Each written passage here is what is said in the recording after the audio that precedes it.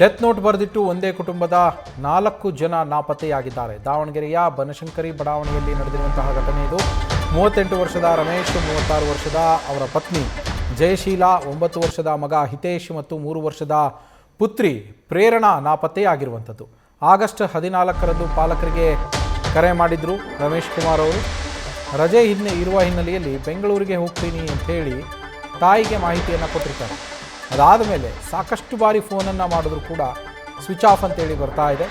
ಹೀಗಾಗಿ ಕುಟುಂಬಸ್ಥರು ಆತಂಕದಲ್ಲಿದ್ದಾರೆ. ಅದಾದ ಮೇಲೆ ಅವರ ತಾಯಿ ಮನೆಗೆ ತೆರಳಿ ನೋಡಿದ್ದಾರೆ.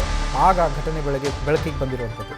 ಮನೆಯಲ್ಲಿಯೇ ಫೋನ್ಗಳಿದ್ದಾವೆ, ಅಂದರೆ ರಮೇಶ್ ಅವರು ಎಲ್ಲಿದ್ದರೋ ಅಲ್ಲಿ ವಾಸ ಇದ್ದಂತಹ ಮನೆಯಲ್ಲಿ ಫೋನ್ಗಳಿದ್ದಾವೆ. ಅದರಲ್ಲಿ ಡೆತ್ ನೋಟ್ ಕೂಡ ಪತ್ತೆ ಆಗಿದೆ. ಸಾಲ ಬಾಧೆಯಿಂದ ಸಾವಿನ ಮೊರೆ ಹೋಗ್ತಾ ಇದ್ದೇವೆ ಅಂಥೇಳಿ ಡೆತ್ ನೋಟ್ನಲ್ಲಿ ಉಲ್ಲೇಖವನ್ನು ಮಾಡಿದ್ದಾರೆ. ಮನೆಯ ಆವರಣದಲ್ಲೇ ಕಾರು ಇದೆ, ದ್ವಿಚಕ್ರ ವಾಹನ ಇದೆ. ಮಗ, ಸೊಸೆ, ಮೊಮ್ಮಕ್ಕಳು ನಾಪತ್ತೆಯಾಗಿರುವ ಬಗ್ಗೆ ತಾಯಿ ಈಗ ದೂರನ್ನು ಕೊಟ್ಟಿದ್ದಾರೆ. ವಿದ್ಯಾನಗರ ಠಾಣೆಯಲ್ಲಿ ಪ್ರಕರಣ ದಾಖಲಾಗಿರುವಂಥದ್ದು. ನಾಪತ್ತೆಯಾದವರಿಗಾಗಿ ಶೋಧ ಆಗ್ತಾ ಇದೆ. ಡೆತ್ ನೋಟನ್ನು ಬರೆದಿಟ್ಟು ನಾಪತ್ತೆಯಾಗಿದ್ದಾರೆ. ಎಲ್ಲಿಗೆ ಹೋಗಿದ್ದಾರೆ ಅನ್ನೋದು ಗೊತ್ತಿಲ್ಲ. ರಮೇಶ್ ಅವರ ತಾಯಿ, ಆ ಕುಟುಂಬ ಈಗ ಆತಂಕದಲ್ಲಿ ಇರುವಂಥದ್ದು.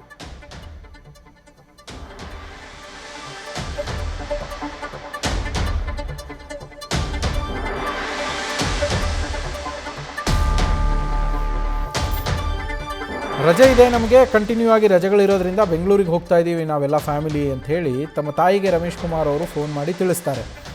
ಸರಿ, ರಜೆ ಇದೆಯಲ್ವ, ಹೋಗಿ ಬನ್ನಿ ಅಂತೇಳಿ ಅವರು ಹೇಳಿರ್ತಾರೆ. ಆದರೆ ಅದಾದ ಮೇಲೆ ಮತ್ತೆ ಇವರು ಎಲ್ಲಿ ಹೋದ್ವಾ, ಇಲ್ಲ, ಏನು ಎತ್ತ ಅಂಥೇಳಿ ಮಾಹಿತಿಯನ್ನು ಕೊಡಲೇ ಇಲ್ವೇ ಅಂಥೇಳಿ ತಾಯಿ ಮಗನಿಗೆ ಫೋನ್ ಮಾಡಿದ್ರೆ ಫೋನನ್ನು ಎತ್ತೋದೇ ಇಲ್ಲ. ಎಷ್ಟು ಬಾರಿ ಪ್ರಯತ್ನ ಪಟ್ಟರು ಕೂಡ ಫೋನ್ ಎತ್ತಲ್ಲ. ಆಗ ಏನಾಗಿದೆ ಅಂತೇಳಿ ಡೌಟ್ ಬಂದು ತಾಯಿ ತಮ್ಮ ಮಗನ ಮನೆ ಹತ್ರ ಹೋಗ್ತಾರೆ. ಮಗನ ಮನೆ ಹತ್ರ ಹೋಗಿ ನೋಡಿದ್ರೆ ಅವರು ವಾಸ ಇದ್ದಂತಹ ಮನೆಯಲ್ಲಿ ಮಕ್ಕಳಿಲ್ಲ, ಆದರೆ ಫೋನ್ ಅದೇ ಮನೆಯಲ್ಲಿದೆ.